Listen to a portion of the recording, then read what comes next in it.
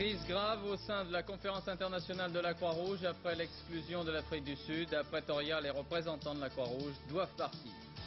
À Bangui, en Centrafrique, la présence de Bokassa réveille les souvenirs. Reportage Antenne 2 dans l'ancien palais de Bokassa. Alain Prost, pour la deuxième fois consécutive champion du monde des conducteurs automobiles de Formule 1 après sa victoire dans le dernier Grand Prix d'Adélaïde en Australie. Aujourd'hui, dimanche 26 octobre 1986, les otages français du Liban, Marcel Carton, Marcel Fontaine, Jean-Paul Kaufmann, Aurel Cornéa et Jean-Louis Normandin d'Antenne 2, ainsi que Camille Sontag, n'ont toujours pas été libérés. Bonsoir. Demain, la paix. L'appel du pape Jean-Paul II pour une journée de trêve générale des combats dans le monde, appel lancé au début de ce mois lors de son voyage en France, ne sera sans doute pas complètement respecté, loin s'en faut. Pourtant, les émissaires du pape ont multiplié dans le monde entier leurs rencontres pour amener les belligérants à observer une trêve. Demain, autour de Jean-Paul II, à Assise, en Italie, il y aura cependant des dizaines de représentants des religions les plus importantes. Reportage à Assise de Philippe Rochaud. Ce bouddhiste a fait 20 000 kilomètres depuis le Japon pour venir prier devant la basilique d'Assise aux côtés des chrétiens ou des musulmans.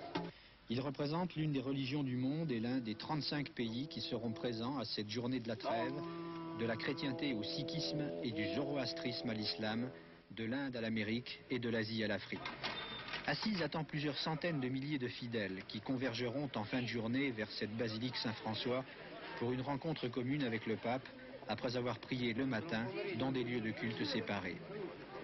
Cette cité où saint François d'Assise avait commencé sa croisade vers l'Orient est aujourd'hui devenue symbole de paix. Elle le sera plus que jamais avec l'appel de Jean-Paul II, décidé à Lyon le jour de la Saint-François. Le cardinal Etchegaray, président de la commission Justice et Paix, est le maître d'œuvre de cette journée. Il accueille ici des catholiques français venus de Paris à bicyclette en 25 étapes pour participer à cette journée de la paix. Le Vatican n'a pu faire venir à Assise les chiites irakiens ou iraniens ou les communautés libanaises déchirées, puisque seul le patriarche maronite sera présent, mais il espère que l'appel à la trêve des guerriers va toucher les combattants du monde entier. Est-ce qu'on peut penser que le problème des otages sera présent, sera évoqué dans cet appel à la paix ?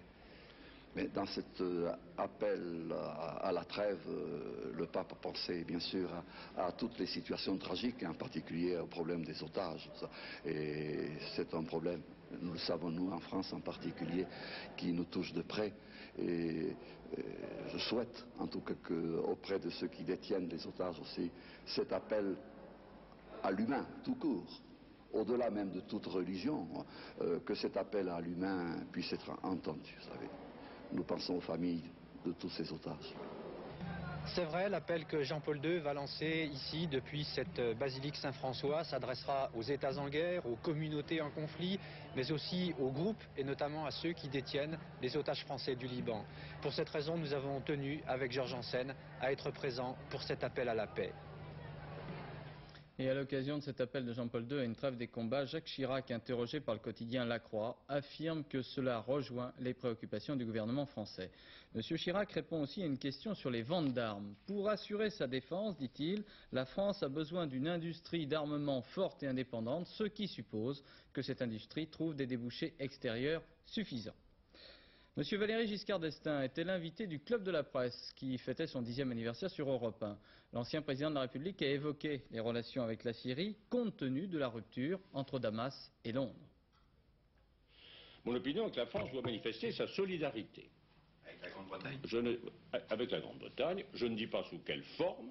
Je ne sais pas si la Grande-Bretagne demande ou demandera à ses partenaires de la communauté de rompre les relations diplomatiques, je n'en sais rien, mais je dis que la France doit manifester sa solidarité, comme je pensais que la France devait la manifester avec les États-Unis au moment de l'affaire de Kadhafi.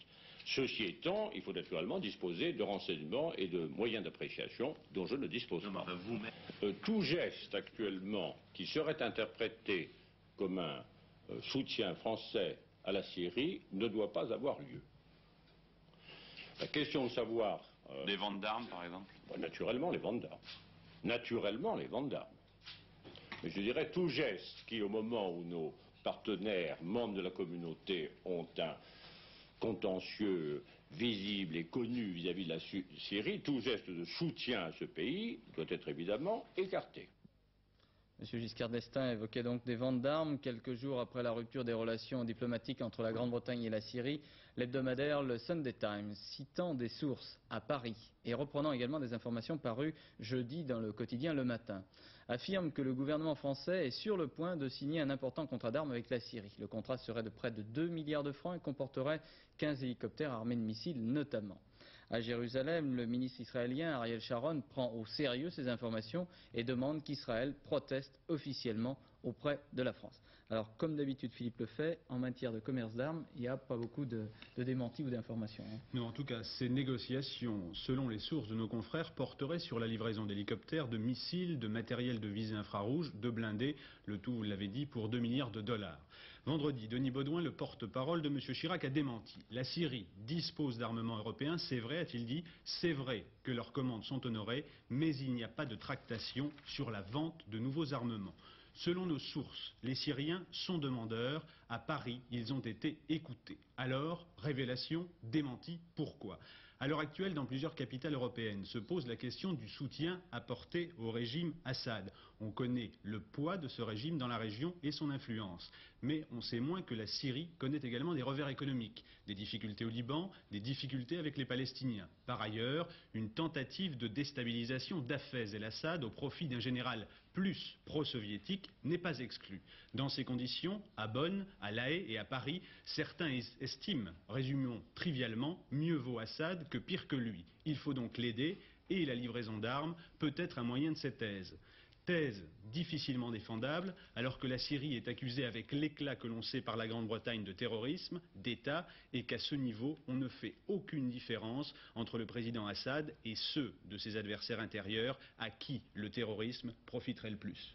Et demain, à Bruxelles, réunion des ministres des Affaires étrangères européens. À la demande de la Syrie, à la demande de la Grande-Bretagne, ils vont évoquer le problème de la Syrie. Et puis, je vous annonce dès maintenant que mardi, sur Antenne 2, dans notre journal de 13h, le président de la République, François Mitterrand, sera l'invité de cette édition en direct de la République fédérale allemande, où se tiendra le 48e sommet franco-allemand. L'expulsion votée hier à la demande du Kenya, de l'Afrique du Sud, de la Conférence internationale de la Croix-Rouge provoque une crise très grave au sein de cet organisme habitué à la plus stricte neutralité politique depuis près de 120 ans.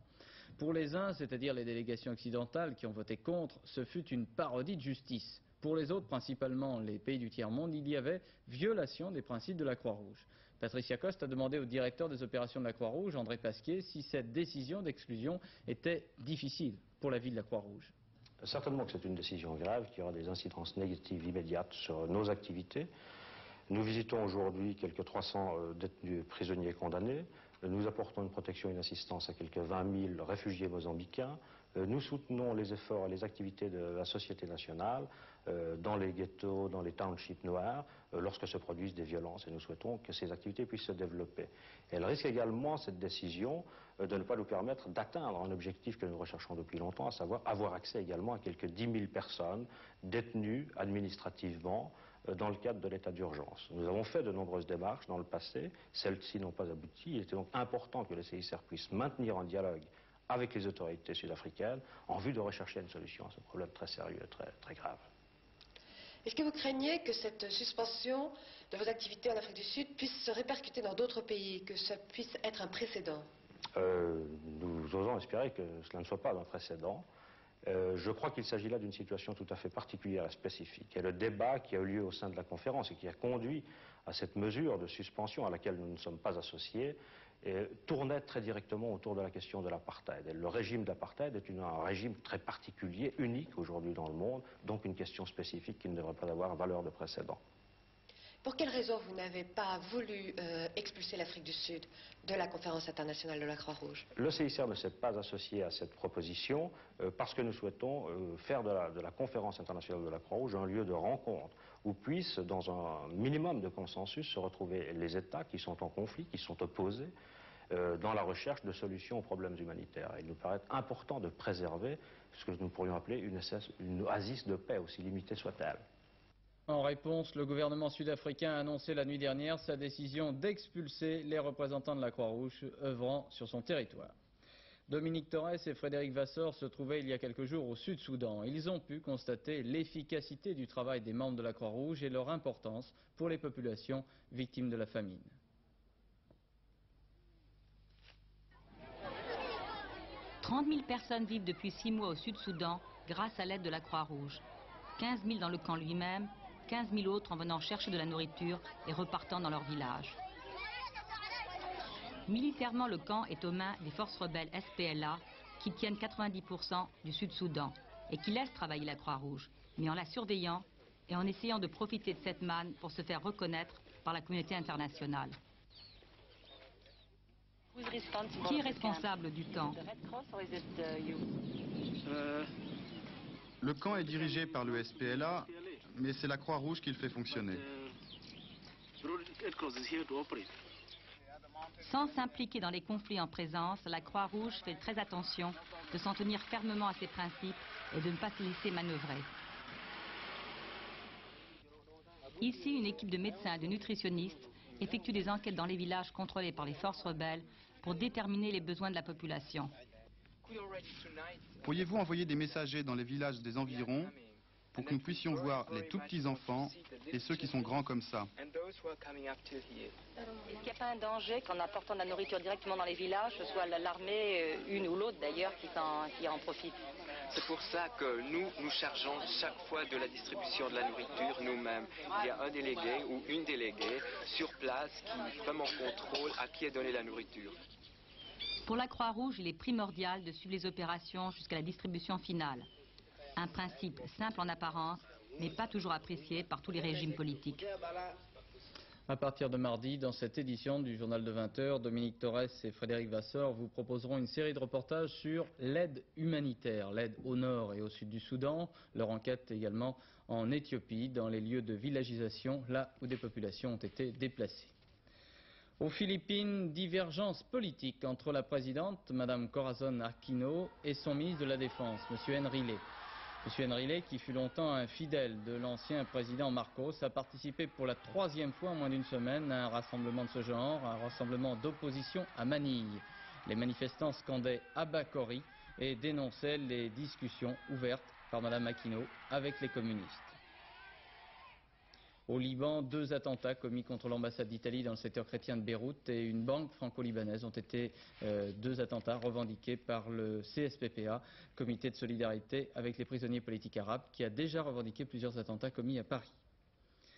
À Bangui, en Centrafrique, l'ex-empereur Bokassa est en prison sous haute surveillance. On ne connaît toujours pas le sort judiciaire qu'entend lui réserver le gouvernement du général Kolingba.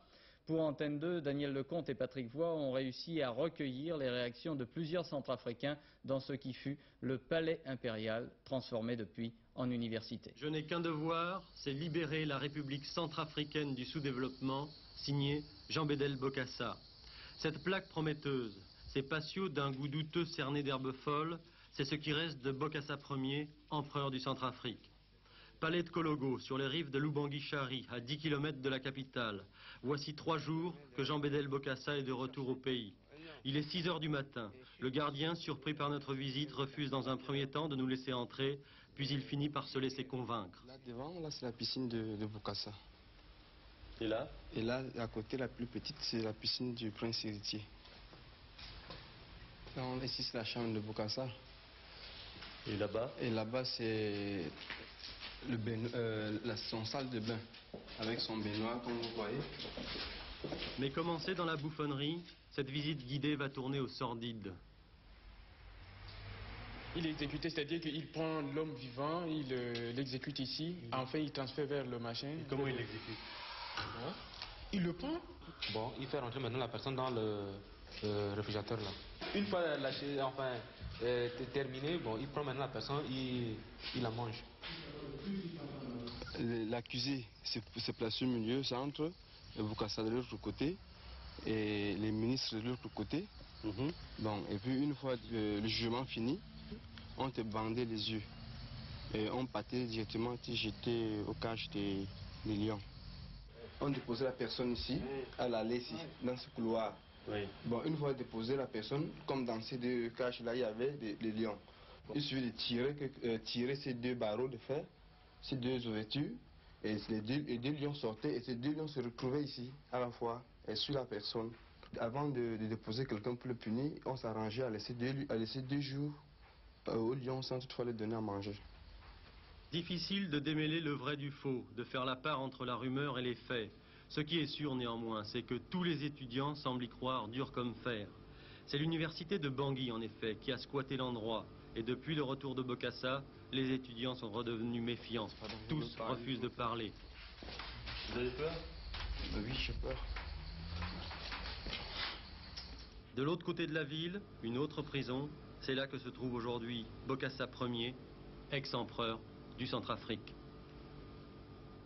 Les 13 Algériens, fidèles de l'ancien président Ben Bella, qui était depuis une semaine en instance d'expulsion, ont quitté ce matin le dépôt de la préfecture de police. Ils ont été assignés à résidence à leur domicile et pourront reprendre leur vie professionnelle. À la sortie du dépôt, réaction de joie des familles. Et c'est une victoire de la démocratie en Algérie, c'est un début. Ces Algériens ne pourront quitter le département de leur lieu de résidence. Il n'y a aucun élément judiciaire contre 10 d'entre eux. Au Pays basque espagnol, le TA militaire a revendiqué hier soir l'attentat dans lequel ont été tués samedi matin le gouverneur militaire de la province de Guipuscoa, sa femme et son fils. Les funérailles de ces 3 victimes de l'organisation séparatiste basque ont été célébrées aujourd'hui. Des milliers de manifestants hier réclamaient l'ouverture de négociations avec les TA militaires, mais ce dimanche, le chef du gouvernement, M. Felipe González, affirmait qu'il poursuivrait sa lutte antiterroriste. Les radicaux de gauche, réunis en congrès dans la Cité des Papes à Avignon, ont illustré à leur manière le mot célèbre du général de Gaulle, la chienlit. Il y en avait en effet, et beaucoup d'ambiance pour cette deuxième journée de congrès qui a vu la victoire de François Doubin sur Michel Crépeau. En Avignon, reportage Rachid Arabe, Roger Mathurin. Crépeau et Doubin se congratulent après s'être copieusement invectivés pendant 2 jours. Le président en titre, François Doubin, a gagné, mais ce congrès laissera certainement des traces dans les rangs du MRG. Aujourd'hui encore, les partisans de Michel Crépeau se sont bruyamment manifestés contre la direction du parti.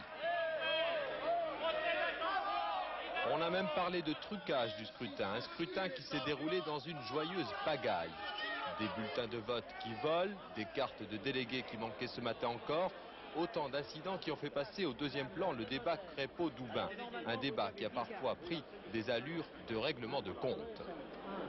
Ah, si la seule chose qui t'intéresse, Rue Abrécis, sont les fichiers, c'est autre chose. Je pensais que ce qui t'y intéressait, c'était la politique du parti. Sur le plan politique, justement, le fossé qui sépare François Doubin et Michel Crépeau s'est encore creusé. Si la motion présentée par François Doubin est majoritaire, il se retrouvera d'échec en échec. D'échec en échec. François Doubin persiste et signe. Le président des radicaux de gauche rejette en bloc toutes les accusations de son adversaire malchanceux.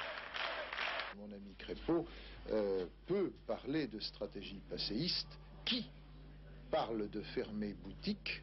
Qui parle de vieillissement des structures? Pas moi. Jean-Michel Bailey, l'ex-ministre radical, a essayé de réconcilier tout le monde en vain. La crise couvre toujours au mouvement des radicaux de gauche, malgré les sourires de façade. L'affaire Jésus doit bientôt devenir un film long métrage. Notre confrère Stéphane Paoli s'est passionné pour Jésus. Il veut réaliser un film sans vedette et avec un producteur original. Pour la première fois, en effet, c'est un industriel de l'électroménager, Grundig, qui se lance dans la production cinématographique. Première action de Stéphane Paoli, recruter Jésus, c'est-à-dire trouver un acteur. Ils étaient très nombreux à être appelés avant d'être élus. Reportage Patrice Dutertre.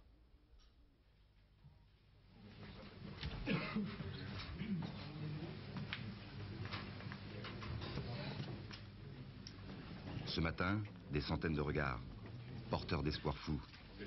Un rêve, incarner le Christ, premier rôle du film de Stéphane Paoli, l'affaire Jésus. Si le premier rôle est pour moi, c'est super. Sinon, il y en a d'autres, je crois. Puis on verra, quoi. Moi, j'ai senti un doigt pointé sur moi dans le ciel. Je me suis dit, il faut y aller.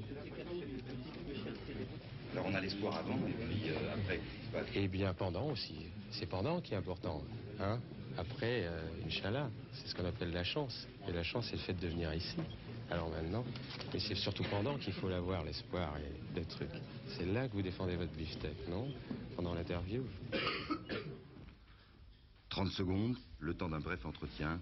Demain peut-être, être une star. Bonjour. Alors Jésus? Comment?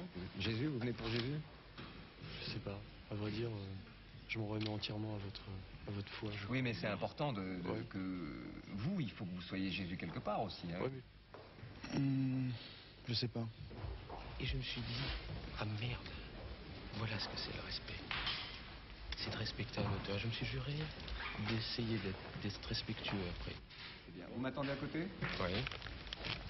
Ancien grand reporter Antenne 2, puis journaliste Europe numéro 1, Stéphane Paoli réalise pour la première fois un long métrage. C'est un énorme pari parce que moi je suis journaliste, je suis pas du tout réalisateur. Or je veux faire un film, bon l'affaire Jésus, comme un journaliste. C'est-à-dire qu'à partir de faits objectifs que j'ai empruntés au livre d'Henri Guimin qui s'appelle L'affaire Jésus. Et mon propos, c'est de raconter tout ce qui s'est passé entre le bord du Jourdain, l'endroit où un homme qui s'appelle Yeshua ben Joseph rencontre un autre homme qui s'appelle Yochanan, qui est Jean le Baptiste, et tout ce qui va se passer entre le bord du Jourdain et Jérusalem, où 12 mois plus tard, en gros, on va arrêter Jésus, faire un procès, bâcler, manipuler et le condamner à mort. Alors le Jésus qui intervient dans cette partie de sa vie n'a rien à voir avec le petit Jésus, pour emprunter une formule classique. C'est un homme d'action, c'est un homme violent, provoquant, agressif, c'est aussi un homme d'amour. Et c'est au fond ça, en quoi je respecte mon métier de journaliste. Je veux raconter cette histoire-là. Rêve fou pour les acteurs et le journaliste. Trouver ici le Christ, celui d'il y a 2000 ans. Sport, Stade de deuxième, Adélaïde, vous êtes belle, hein, de chanter Prost, Vous pouvez chanter, Claude. Ah, non, ça c'est votre spécialité, mon cher Gérard. Non, vous avez très bien chanté vendredi. Oui, un dernier Grand Prix à sensation pour la fin du championnat du monde de Formule 1 la nuit dernière en Australie sur le circuit d'Adélaïde. Alain Prost est définitivement entré dans la légende du sport automobile. Non seulement il a gagné ce dernier Grand Prix de la saison, mais en plus il enlève simultanément le deuxième titre mondial de sa carrière après une course extraordinaire dans le sens littéral du terme. Ah bon. Une course marquée d'abord par l'élimination du Britannique Mansell et c'est l'image que l'on gardera de ce dernier Grand Prix de la saison. Il éclate un pneu à plus de 250 km/h dans la ligne droite, il réussit, c'est un miracle, à garder la voiture en ligne, mais pour le Britannique, le titre s'envole. Arnoux, en plus, qui était derrière avec la Ligier, a eu chaud, lui aussi. Il faut une force fantastique pour tenir son volant, là, quand même. Piquet, qui était en tête, doit lui rentrer au stand pour changer ses pneus. Et c'est fini aussi pour le Brésilien. Il ne sera pas champion du monde. Prost passe et il remporte ce dernier Grand Prix de la saison. Surtout, il gagne son deuxième titre de champion du monde. Alors maintenant, les souvenirs de cette Monaco. saison. Pourquoi? Parce que c'est la course la plus pleine et enfin pole position, victoire, record du tour, sans faute et en plus vraiment, enfin pour moi c'est une des plus belles courses que j'ai jamais faites. Puis 3 victoires de suite à Monaco. Oui, en plus c'est un bon souvenir. Alors le plus mauvais souvenir? Le plus mauvais, il y en a deux, c'est Monza, j'en ai même trois, je dirais que je classe à peu près pareil. Monza, où je suis disqualifié, mais enfin la voiture ne part pas sur la grille. La Hongrie et Spa-Francorchamps, c'est-à-dire les trois grands prix où malheureusement j'étais vraiment en mesure de gagner relativement facilement. La course la plus difficile? La course la plus difficile physiquement, ça a été Détroit.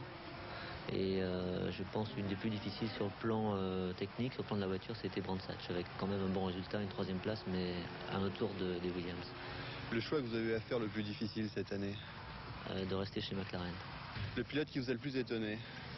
Le plus étonné, je pense quand même que la révélation c'est Berger, mais aussi avec Fabi, avec ses pole positions, c'est-à-dire qu'il s'est trouvé deux fois au même, enfin plusieurs fois en tout cas en mesure de faire une pole position devant Berger, à voiture identique, c'est assez surprenant. Évidemment, l'image la plus insolite de l'année, ce sera celle-ci, l'arrivée du Grand Prix d'Hockenheim. Prost en panne sèche à 100 mètres de la ligne.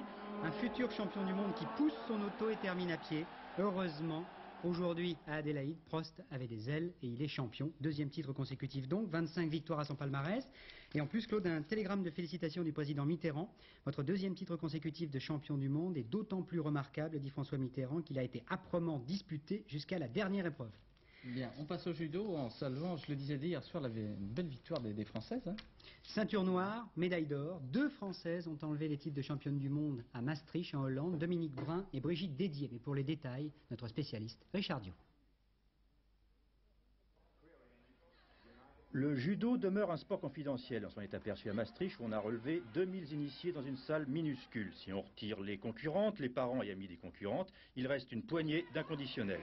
Dommage car il y avait 8 Françaises, 7 ont été sacrées, une seule est restée au tatami. Parmi les têtes couronnées, celle de Brigitte Dédier, championne du monde pour la 3e fois dans la catégorie des 66 kilos. Pas vraiment une surprise.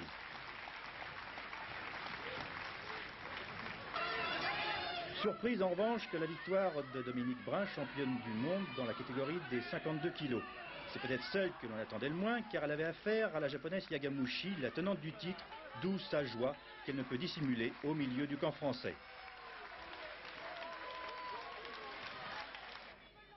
Quant à Céline Géraud, sa déception a été à la mesure de son espérance. Elle a été battue dans les 5 dernières secondes par l'anglaise Bell. Médaille d'argent, elle ne pourra s'empêcher de pleurer dans son coin. 4 médailles de bronze complètent le tableau. Isabelle Pack, Béatrice Rodriguez, Fabienne Boffin, Laetitia Magnan.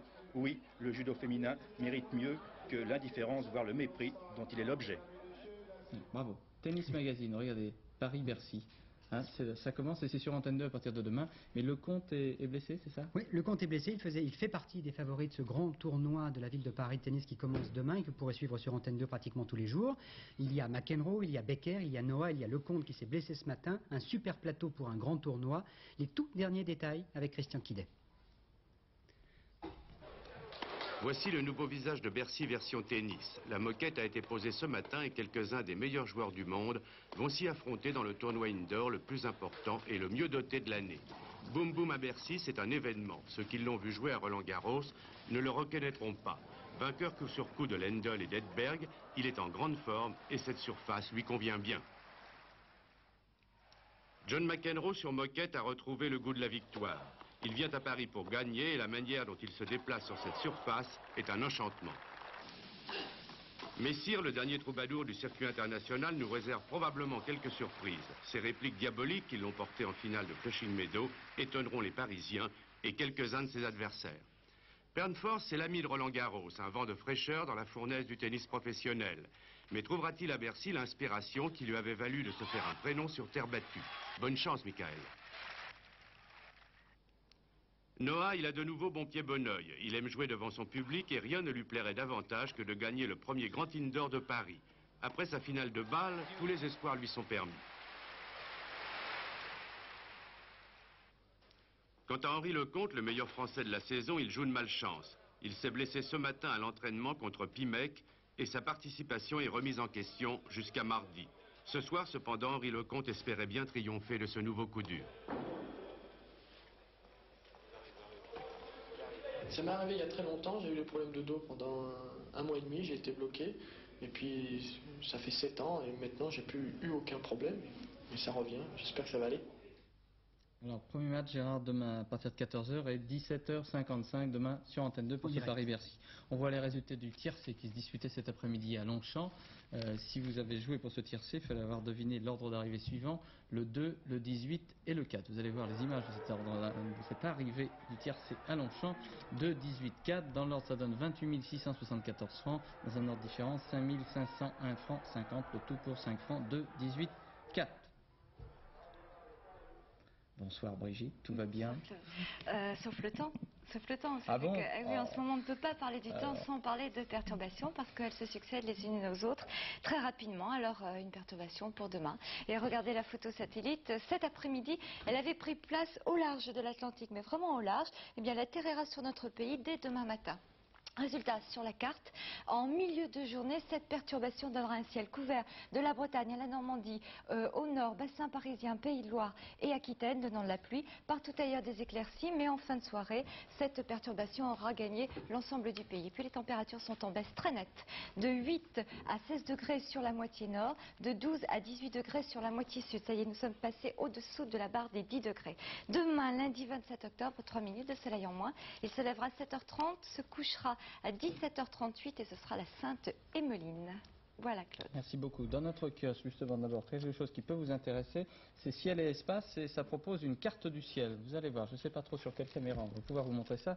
Ce magazine, ça s'appelle Ciel et Espace, il propose une carte du ciel. Tout à fait intéressant. Voilà, ça c'est pour Brigitte. Et puis, dans le kiosque, je vous signale la réédition de Votre argent, mode d'emploi de l'ami Pierre-Marie Thiavit, journaliste d'Antenne 2, édition 87, comment gérer ses revenus et ses économies sans se faire avoir, dit Pierre-Marie. C'est aux éditions Pierre-Marie Thiavit, je sais pas, édition Pierre-Marie Thiavit. Voilà, Trévise, voilà, pardon, édition Trévise. Le Monde des Télécoms, c'est un nouveau mensuel, une publication de Computer Communication. Le Monde des Télécoms, mensuel, c'est le premier pour novembre 86. Une publication qui est aussi numéro 1, le magazine des chefs de cuisine. Le chef, c'est évidemment pour Gérard Rolls. Et puis pour les tout petits, je vous signale la sortie de cette nouvelle petite revue, ça s'appelle Poppy. C'est vraiment pour les tout petits, pour ceux à qui on peut raconter des petites histoires avec de belles images. Voilà. Et puis pour le dernier journal de la rédaction d'Antenne 2, vous retrouverez Bernard Pradino, c'est à 23h15. Demain, Bernard Rapp à 20h. Bonsoir, merci.